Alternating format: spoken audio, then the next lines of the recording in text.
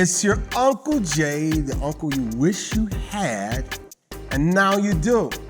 And today I'm gonna be a little more casual because I wanna make sure that I'm getting this message out to you, because a lot of you guys out there been hitting me up, asking questions about this, that, or the other, mostly about business, mostly about women and lifestyle, that sort of thing.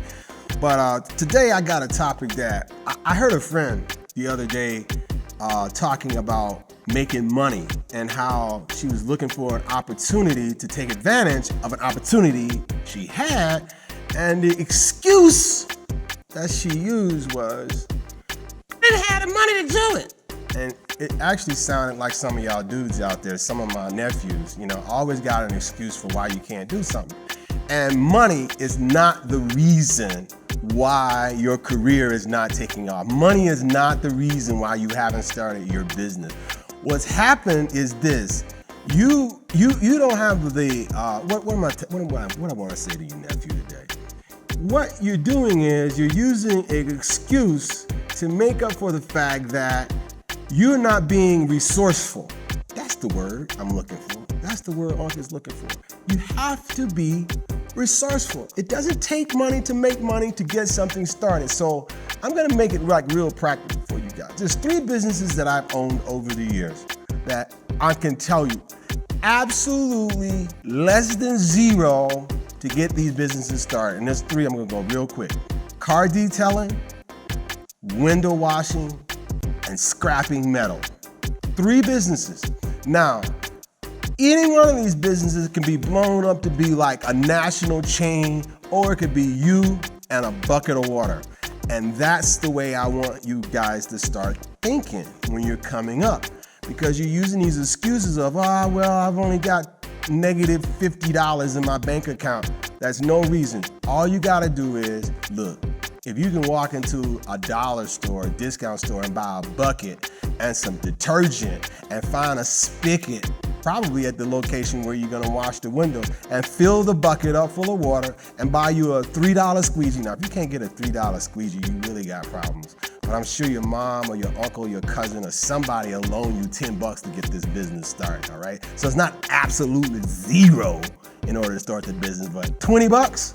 Okay, now, next step, because some of y'all are like, well, what do I do once I get the bucket of water and the squeegee? What do I do next? You get your lazy ass up off the sofa, put the game console down, and you walk out your front door. And this is what I want you to do. I don't care where you live. I don't care if it's in the country or whatever. I don't care if you don't even have a car. I don't care. That's not an excuse. If you live close enough to a business that has windows, that's about 99% of businesses that have a storefront, you can do this business. So you walk out your front door, you take the bucket of water, the squeegee, and a rag with you, and you walk down to, hey, here's a good one, your neighborhood barbershop. And you knock on the door. No, screw that. Don't knock on the door. Just walk in there and say, hey, look, you guys want your windows washed today? Oh, yeah. Some of them are going to say, get the hell out of here, kid, whatever. But you can't go with that. Most of them, though, are going to say, yeah, how much? So now you got to set a price. I don't know, $25 a window, $50 a window. It only takes 10 windows at $50 a window to make what? What is that? $500 in a day to wash windows? Yeah, that's right. I got a friend here in the ATL. I promise you. This guy washes windows at some of the biggest skyscrapers in the city. And he started that little small business about 20 years ago. Now he does about $12.5 million washing windows. Okay, yeah, he's got scaffolding and all that kind of stuff now. But he started with a bucket of water, a squeegee, and some rags. Easy business to get started, easy money, fast money. I'm gonna skip over the car detailing because you guys know how to do that. It's the same system as the bucket of water. You just go to businesses and ask them if they need their cars washed. Simple as that, okay?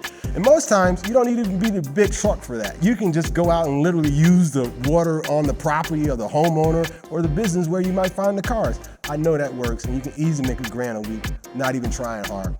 Now, the third one that requires no money to get this thing started, and it's everywhere, and that's scrap metal.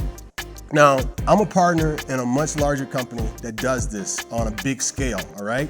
But when we started the company, it was very small. It's just a couple of guys in a truck, and I thought, man, what a great idea. Now, you know those signs on the side of the road that you might see in some of the major cities that say, hey, I'll buy your scrap car? What they're really doing is they're buying your car at $200 and they're turning around and scrapping it and probably making about $2,000, which is 10 times the money, right?